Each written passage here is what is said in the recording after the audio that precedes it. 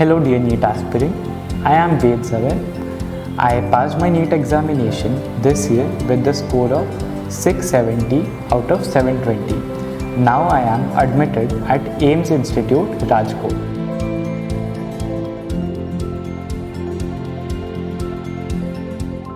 आज हम उन चीज़ों के बारे में बात करेंगे जो आपके एग्ज़ाम डे पर आपको हेल्प करेंगी एक साइकोलॉजिकली पॉजिटिव स्टेट में रहने के लिए।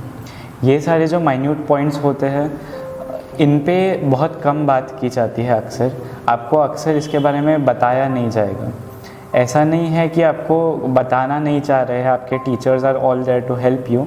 इट्स जस्ट दैट हमारे जो टीचर्स या फिर गाइड्स या पेरेंट्स होते हैं उन्हें भी एक स्टूडेंट की मानसिक स्थिति या साइकी का अनुभव नहीं होता है पहले से, एक बच्चे की टेस्ट देते वक्त क्या स्थिति रह सकती है। प्लस नीट के दिन बहुत सारी ऐसी माइन्यूट चीज़ें होती हैं जो सेंटर के अंदर होती है, जो पेरेंट्स या किन भी टीचर्स के नज़रों से बाहर होती है। सो ये वीडियो आपको बस इस चीज़ में हेल्प करेगा जो एक्चुअली उस दिन बहुत इम्पॉर्टेंट होती है बट हम अक्सर ओवरलुक कर देते हैं। अगर हम इन चीज़ों को हमारी practice test, mock test and question solving से ही अप्लाई करना शुरू कर दें तो हमारा नीट का स्कोर काफ़ी हद तक बूस्ट कर सकते हैं हम।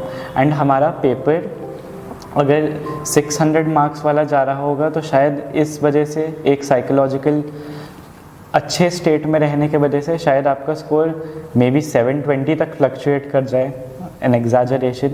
बट अगर आपका अच्छा ना हो तो आपका मे बी 500 तक चले जाए। So it's all based upon your psychological optimism on that day and these things will help you curb your anxiety. जितना इम्पॉर्टेंट हमारे लिए टेस्ट देना होता है एज नीट एस्पिरेंट्स, उससे ज़्यादा शायद इम्पॉर्टेंट हमारे लिए एक सिमुलेटेड माहौल में टेस्ट देना होता है। Now what do we mean by the word simulated? Simulated का मतलब होता है हम उस नीट वाले दिन जिन जिन sets of rules and regulations follow करने वाले हैं, उस दिन हमारे आसपास क्या क्या चीज़ें होने वाली है, हमें उस दिन कैसे ड्रेस करना होगा, हमें उस दिन किस तरीके से वहाँ बैठना होगा, हमारा उस दिन पहुँचने का वक्त क्या होगा, पेपर से पहले क्या वक्त हमें करना पड़ेगा वहाँ पे उस वक्त में, वहाँ पर हमें किन किन वेरिफिकेशंस के थ्रू जाना पड़ेगा। ये सारी चीज़ें हम ऑफन ओवरलुक कर लेते हैं। हमारे लिए एक टेस्ट का मतलब सिर्फ उन 3 घंटे 20 मिनट में ही सीमित रह जाता है। But coming to the importance of this thing, I think the time before the 3 hours 20 minutes, जो उससे पहले का वक्त है वो आपको ज़्यादा इम्पॉर्टेंट लगना चाहिए इस वक्त पर आके, क्योंकि वो एक्चुअली आपकी साइकोलॉजिकल कंडीशन को ट्रेन कर रहा है, आपकी मानसिक स्थिति को वो अफेक्ट कर रहा है, जिसकी वजह से आपका पेपर बहुत अच्छा भी जा सकता है, बहुत बुरा भी जा सकता है।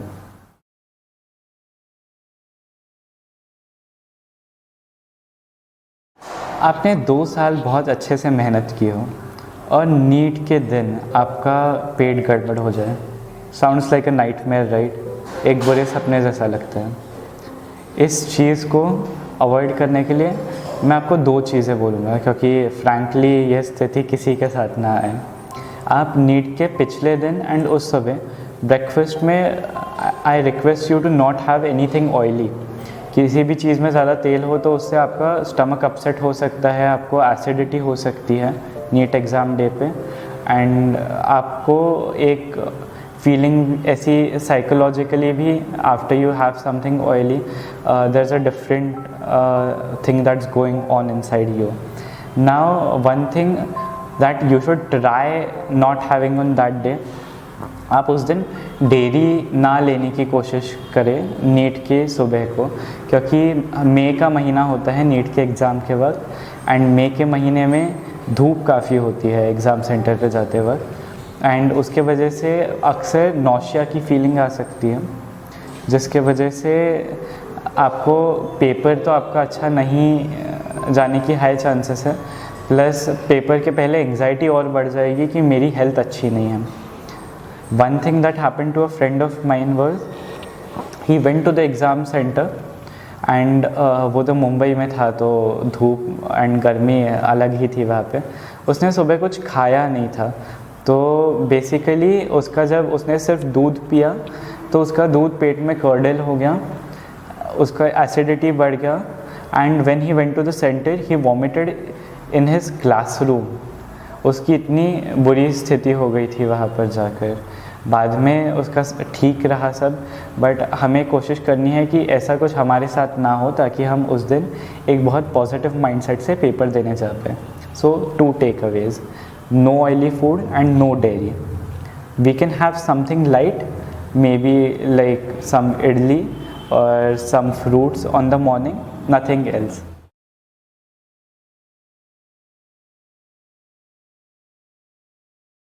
सोचिए, नीट के एग्ज़ाम सेंटर पे आप पहुँचे हैं, आपको वहाँ के गार्ड्स या इन्विजिलेटर्स बोलते हैं आपका यूनिफॉर्म नहीं चलेगा, आपको बाहर जाकर अपने गाड़ी में कैसे तो क्रैम कर अपने किसी पेरेंट्स से उनका ड्रेस बोरो कर पहनना पड़ता है। उस जल्दी में, उस गड़बड़ में आप एग्ज़ाम देने जाते हो। ऐसी स्थिति मेरे सेंटर पर मैंने काफ़ी लोगों की एक्चुअली देखी थी।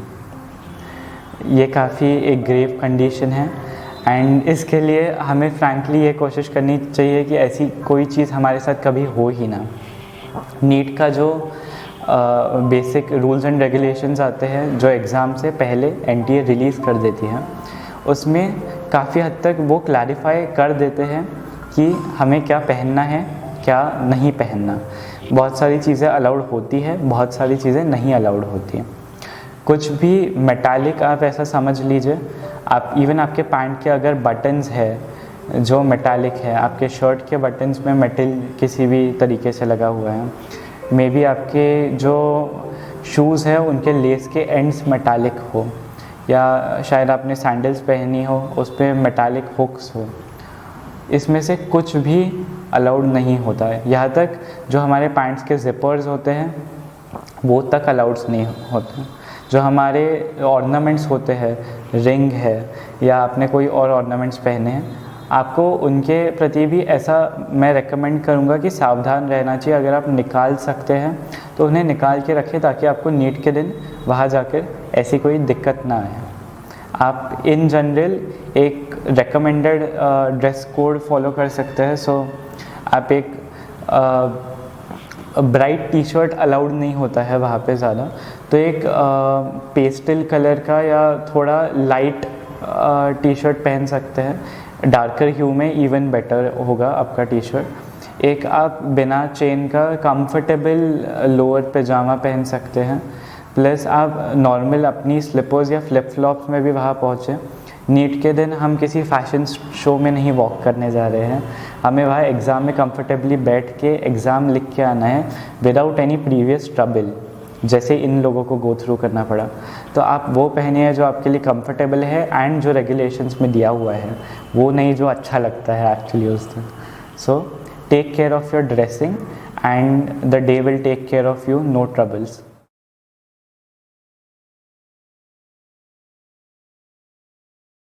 हमें एज स्टूडेंट्स आदत पड़ जाती है, एग्ज़ाम हम लिखने जा रहे हैं, हम अच्छे से अपना एक पाउच बना कर जाते हैं, उसमें एक पेंसिल, शार्पनर, पेन, अलग अलग तरीके के पेन, इरेज़र, न जाने क्या क्या रखते हैं हम।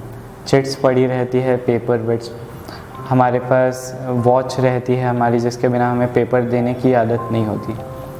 ये सारी चीज़ें अगर आपके पास एक भी मिलती है उस दिन, आपको रेस्टिकेट कर दिया जाएगा सेंटर से।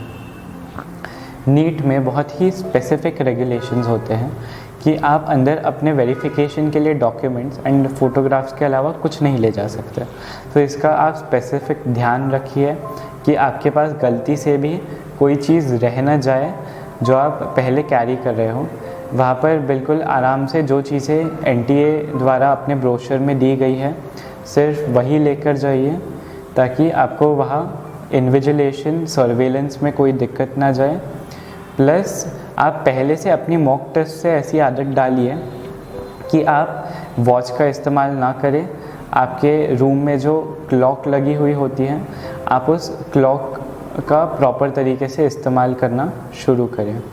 प्लस आपको पेंसिल की आदत नहीं होनी चाहिए पेपर देते वक्त। पेन से एग्ज़ाम होती है एनटीए द्वारा ही पेन दिया जाता है आपको। वहाँ पर एनटीए का पेन होता है जो हमें नॉर्मली 10 रुपए में मिल जाता है, बॉल पेन। आप अपने पास रखिए, कहीं से लेके आइए 5-6, उन्हीं से पेपर दिया कीजिए, क्योंकि आपको उसकी आदत पड़ जानी चाहिए। आपके पास बस एनटीए द्वारा दिया गया वो पेन होता है और आपके पास आपके डॉक्यूमेंट्स होते हैं। सो बाकी किसी भी चीज़ का आपको वहाँ पर यूज़ नहीं आने वाला। आप पहले से उन सारी चीज़ों का यूज़ अपने टेस्ट शेड्यूल से हटा दें। मोस्ट इम्पॉर्टेंटली राइटिंग पैड वहाँ पर अलाउड नहीं होते हैं, तो आप एग्ज़ाम से पहले से ही राइटिंग पैड नाम का ये जो लग्जरी हमारे पास है उसे यूज़ करना बंद कर दीजिए। राइटिंग पैड आई नो वहाँ पर हमें काफ़ी कन्वीनियंट लगते हैं, बट आपके पास उस दिन ये कन्वीनियंस नहीं होगा।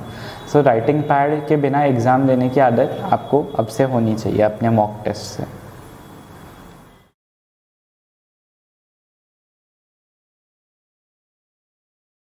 हमारी मॉक टेस्ट देते वक्त हमें ऐसी आदत पड़ जाती है कि हम पेंसिल का यूज़ करें रफ़ वर्क करने के लिए, ताकि अगर हमारी रफ़ वर्क की स्पेस ख़त्म हो जाए हम स्मार्टली वहीं पे मिटा देंगे, हम वहीं पे प्रैक्टिस कर लेंगे।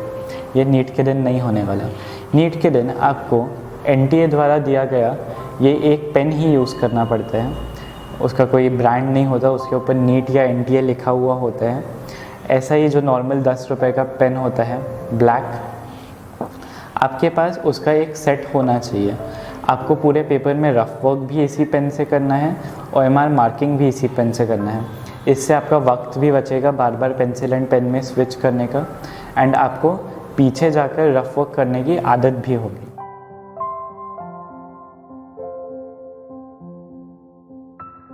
हमें अक्सर हमारी मॉक टेस्ट देते वक्त एक आदत पड़ जाती है जो हम फॉर ग्रांटेड लेते हैं, वो होती है राइटिंग पैड्स की।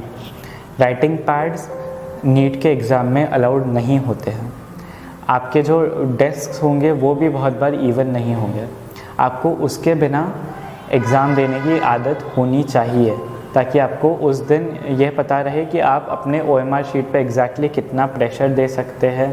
आपका डेस्क अगर थोड़ा गलत भी रहे तो आप वहाँ पर प्रॉपर लोकेशन ढूंढकर उस डेस्क पर कैसे अपनी OMR भर सकते हैं। प्लस एज़ मैंने आपको पहले एक वीडियो में बताया हुआ है, आप अपनी 12th बोर्ड्स की जो एडमिट कार्ड है, जो नीट में as a verification proof allowed होता है, आप उसे लैमिनेट करवा लीजिए एंड उसे आप एक टेम्परेरी एग्ज़ाम पैड जैसे यूज़ कर सकते हैं। ये ट्रिक आपको और कहीं नहीं मिलेगी, क्योंकि ये this is frankly from a student to student and I used it at that time. I hope this trick helps you to.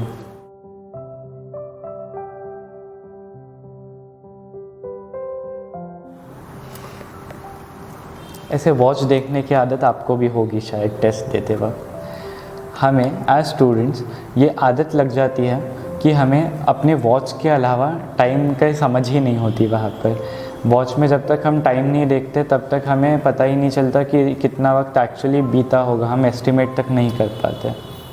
अभी मेन दिक्कत इसकी हमें नीट के एग्ज़ाम के दिन जा सकती है, जब हमें वॉच अलाउड ही नहीं होती अंदर। आपको अपने मॉक टेस्ट के क्लासरूम में जो क्लॉक लगी हुई होती है उसकी यूज़ करने की आदत होनी चाहिए, क्योंकि इस वॉच की लग्जरी आपको नीट के दिन नहीं मिलने वाली। अगर आपके मॉक टेस्ट वाले रूम में वॉच नहीं है तो अपने टीचर से प्लीज़ रिक्वेस्ट करिए कि वो वहाँ एक क्लॉक लगाए, ताकि आप अपने नीट के दिन के लिए प्रिपेयर हो पाएँ।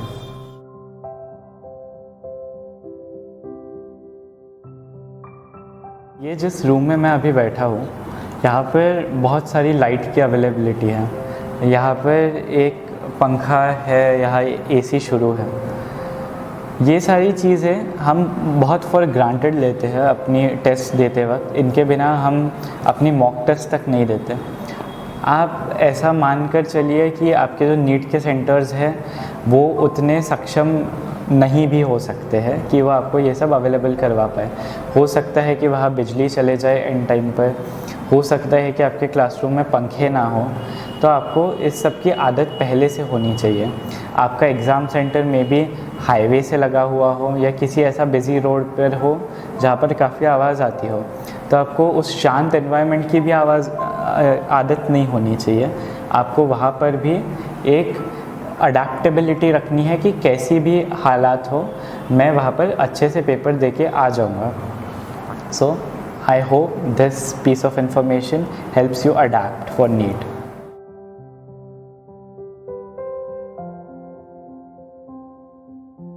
आप ऐसा सोचिए, अगर आप नीट के एग्ज़ाम देने जाए एंड आपका डेस्क बहुत छोटा हो, आपका बेंच बहुत छोटा हो, या फिर आपका जो बेंच हो वो अनइवन हो, वो हिल रहा हो। इसकी हमें अक्सर आदत नहीं होती है हमारे मॉक टेस्ट में, बट नीट जिन सेंटर्स पर ली जाती है वो अक्सर स्कूल्स होती है जहाँ पर बेंचेस काफ़ी यूज्ड होते हैं, उनके शायद रबर स्टॉपर्स निकले हुए भी होते हैं। सो आपको इसकी आदत होनी चाहिए कि आप इन सिचुएशंस में कैसे एडजस्ट कर पाएँ। आपको अपनी पैर की जो पोजीशन होगी वो उस हिसाब से एडजस्ट करनी ही पड़ेगी, क्योंकि आपको पैर बाहर निकालना अलाउड नहीं होता है वहाँ सेंटर पे। एट द सेम टाइम अगर आपको मैं एक छोटी टिप दूँ जो मैंने यूज़ की थी जब मेरा बेंच हिल रहा था अनइवनली, तो आपकी जो चप्पल होती है आप एटलीस्ट उसे अटका सकते हैं, वो जो लूज़ आर्म होता है उस बेंच का उसके नीचे, ताकि एटलीस्ट वो हिले ना एंड उसे कुशनिंग प्रोवाइड हो, ताकि हमारा वो जो डिस्ट्रैक्शन है वो कम हो जाए एंड हमें नीट के दिन कोई ऐसी दिक्कत ना जाए।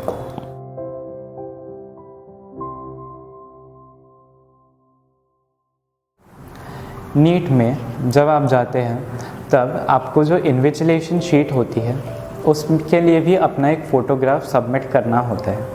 बहुत सारे बच्चे ये भूल जाते हैं एंड उनकी एंग्जाइटी उसी वक्त बढ़ जाती है जब इन्विजिलेटर उनको ये इन्फॉर्म करता है कि ये नेसेसरी होता है एनटीए को देने के लिए, इससे आपका पूरा पेपर बिगड़ सकता है।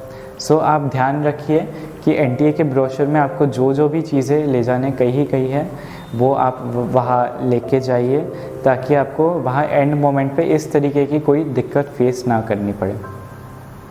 वहाँ पर मेरे साथ मेरे क्लासरूम में एक दूसरा स्टूडेंट था जो काफ़ी डिलिजेंट दिख रहा था, उसने भी शायद काफ़ी पढ़ाई की थी जितना लग रहा था, बट वो एक उसका आधार कार्ड और उसका फ़ोटोग्राफ ले जाना भूल गया था वहाँ पर, जिसके वजह से उसे एग्ज़ाम अपने रूम से निकलकर इन्विजिलेटर को काफ़ी रिक्वेस्ट कर नीचे भागना पड़ा। वैसे आप एक बार अंदर आ जाओ तो आपको बाहर जाना अलाउड नहीं है, बट उसने काफ़ी रिक्वेस्ट की, गार्ड से पूछा।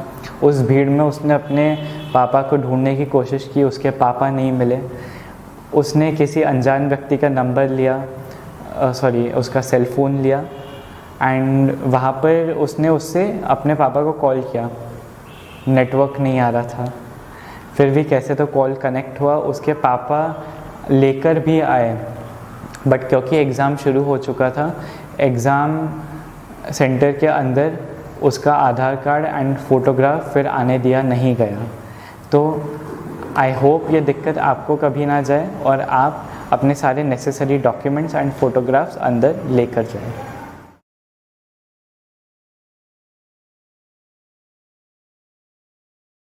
आप जब अपना नीट का पेपर देने वहाँ जाते हो तब आपको ये ध्यान ज़रूर रखना है कि आपको अपना इन्विजिलेटर पेपर के एक डिसाइडेड अमाउंट ऑफ टाइम होता है, एनटीए द्वारा उनके ब्रोशर में दिया जाता है अबाउट 15 मिनट्स, उतने वक्त पहले पेपर दिया गया हो।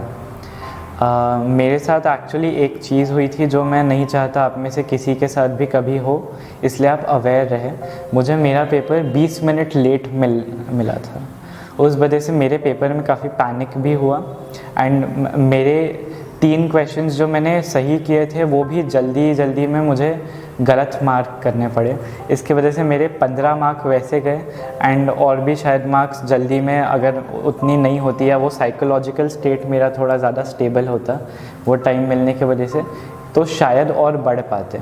इसलिए आप अवेयर रहे, अगर आपके टीचर आपको पेपर नहीं देते हैं तो उनसे एक पोलाइट टोन में आप बात करके उनको बताइए कि एनटीए के रूल्स में है कि पेपर पहले देना होता है, ताकि आप एटलीस्ट जो प्री फिल करने वाली इन्फॉर्मेशन है, अपना रोल नंबर, अपना एप्लीकेशन नंबर एक्सेट्रा, अपने फ़ोटो चिपकाने पड़ते हैं, पेरेंट्स का वहाँ पर नाम वगैरह लिखना पड़ता है, नीट के ऑफिशियल OMR शीट आप देख सकते हैं, आप वो कीजिए ताकि मेरे साथ जो हुआ वो कभी आपके साथ ना हो।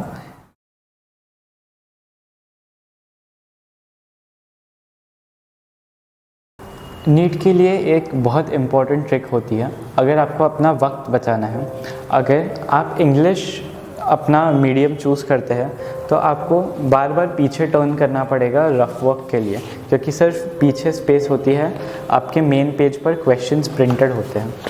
But at the same time अगर आप कोई वर्नाक्युलर लैंग्वेज, अपनी रीजनल लैंग्वेज, या फिर फॉर एग्ज़ाम्पल हम हिंदी में पेपर अगर लेते हैं तो आपको एक साइड में हिंदी के क्वेश्चंस आएंगे, दूसरे साइड में इंग्लिश के क्वेश्चंस आएंगे, तो आप दोनों में से जिस भी लैंग्वेज में कंफर्टेबल है आप उसके क्वेश्चंस नीट एंड क्लीन रख सकते हैं, प्लस जो दूसरे साइड ऑफ द पेज है आप उसे यूज़ कर सकते हैं ताकि आप वही रफ वर्क कर पाए, आपकी वैल्यूज़ ना गलत हो एंड आपका पेज टर्न करने का बार बार टाइम भी बचे। आई होप आपको ये ट्रिक काम आएगी।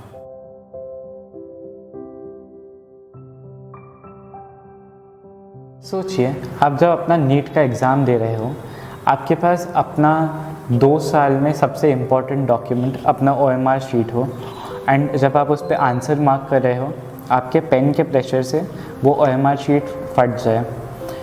ये रियलिटी होती है हमारे एग्ज़ाम सेंटर्स की। NTA जिन सेंटर्स पर एग्ज़ाम कंडक्ट करवाता है तो वो अक्सर स्कूल्स होते हैं जहाँ के डेस्क बेंचेस काफ़ी ज़्यादा वर्न आउट होते हैं। आप हो सकता है आपका जो डेस्क है उसमें काफ़ी सारे होल्स हो, काफ़ी अनइवन सरफेस हो, जिसके वजह से आपको OMR फिलिंग में दिक्कत जा सकती है। यहाँ तक अगर आप उस किसी होल के ऊपर ज़्यादा प्रेशर अप्लाई करें अपना आंसर फिलिंग में, हो सकता है कि आपका OMR शीट फट जाए। इसलिए एक ट्रिक आप यूज़ कर सकते हैं, अपना जो 12th का बोर्ड का एडमिट कार्ड होता है वो अलाउड होता है यहाँ पर नीट के एग्ज़ाम में एज अ वेरिफिकेशन प्रूफ, आप उसे लैमिनेट करवा लीजिए एंड वहाँ लेके जाइए ताकि आप उसे एक मेकशिफ्ट एग्ज़ाम पैड जैसे यूज़ कर पाएँ, क्योंकि आपको नीट के एग्ज़ाम देते वक्त एग्ज़ाम पैड यूज़ करने की लग्जरी नहीं होती है। तो आप उस लैमिनेटेड 12th बोर्ड के एडमिट कार्ड को यूज़ करिए ताकि आपको ये दिक्कत ना जाए और आपके 2 साल वेस्ट ना जाए। आई होप ये ट्रिक आपको बहुत काम आएगी।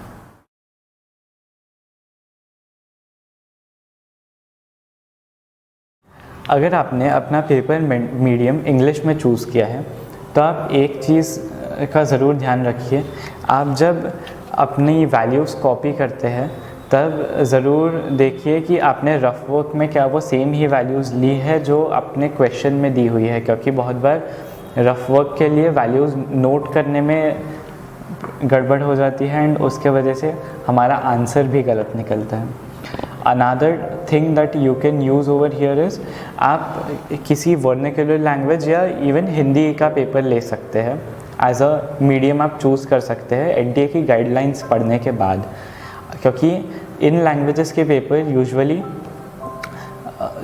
इंग्लिश में भी प्रिंट होते हैं, तो आपको उस सेम पेज पर एक साइड अपनी, अगर फॉर एग्जांपल आपने हिंदी में पेपर चूज़ किया हो, इस साइड आपको हिंदी एंड इस साइड आपको इंग्लिश के क्वेश्चंस आएंगे, तो जो आपके पास हिंदी वाला साइड होगा या फिर अगर आप हिंदी में कंफर्टेबल है तो इंग्लिश वाला साइड होगा, आप उसे यूज़ कर सकते हैं एज योर रफ स्पेस।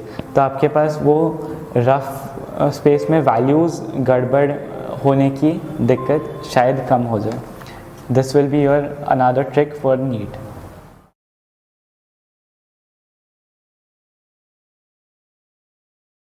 आप जब एग्ज़ाम दे रहे होते हैं, अगर आपका मीडियम ऑफ पेपर इंग्लिश है तो आपके पास रफ वर्क के लिए उस पेज पर ज़्यादा स्पेस नहीं होती। स्पेशली फ़िज़िक्स में जहाँ रफ वर्क की ज़्यादा ज़रूरत पड़ती है वहाँ पर हमें बार बार पीछे टर्न करना पड़ता है, क्योंकि सिर्फ आखिरी में पेजेस दिए हुए होते हैं क्वेश्चन पेपर के जहाँ पर आप रफ वर्क कर सकते हैं जब आपकी यहाँ की स्पेस ख़त्म हो जाए।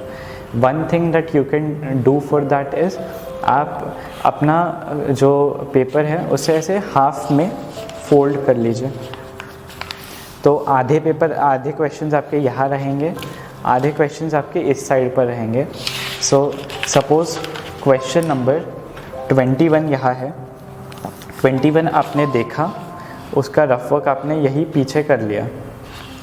एट द सेम टाइम अगर आपको पीछे के क्वेश्चंस देखना है, सिंपली फ्लिप दिस पेज, यहाँ पर वो क्वेश्चन आप देख लीजिए, क्वेश्चन 25, यहाँ पर उसका रफ वर्क कर लीजिए। सो नीट के दिन ये ट्रिक आपको काफ़ी हैंडी आ सकती है एंड रफ वर्क में आपका काफ़ी वक्त बचा सकती है।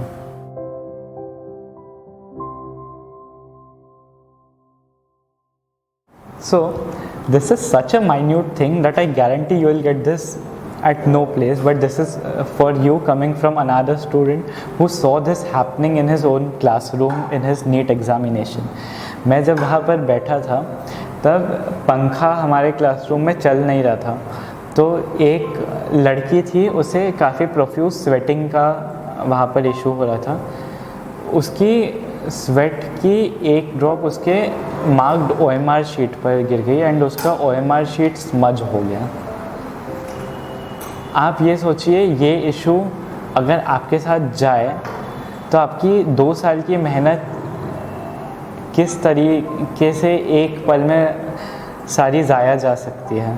इसलिए आपको पहले से गर्मी में पेपर देने की आदत होनी चाहिए। इसलिए मैं आपको हमेशा कहता हूँ ये इम्पॉर्टेंट है कि आपको इन लग्जरीज़ की आदत ना हो। AC, फ़ैन इनको बंद करके टेस्ट दीजिए। कभी कभी आपके पेरेंट्स को बोलिए, टीचर्स को बोलिए, सर लाइट भी बंद कर दीजिए। ये सारी चीज़ें आपको अपने नीट के दिन के लिए प्रिपेयर करेगी, ताकि उस एक गलती के वजह से या फिर उस कंडीशन के वजह से आपकी 2 साल की या फिर शायद उससे ज़्यादा आपने मेहनत की हो वो वेस्ट ना जाए। I hope this piece of information helps you.